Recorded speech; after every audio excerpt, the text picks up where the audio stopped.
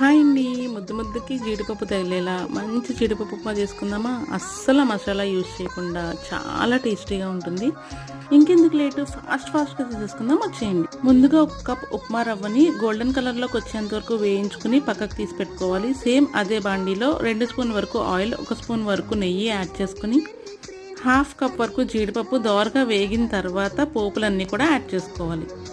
ఇప్పుడు ఫ్రెష్ కరివేపాకు, పచ్చిమిర్చి, ఆనియన్స్, అలాగే క్యారెట్ చిన్నగా కట్ చేసుకునేవి యాడ్ చేసుకుని అవి కాస్త వేగిన తర్వాత చిన్నగా కట్ చేసుకున్న టొమాటోస్ వేసుకుని వేయించుకోవాలి.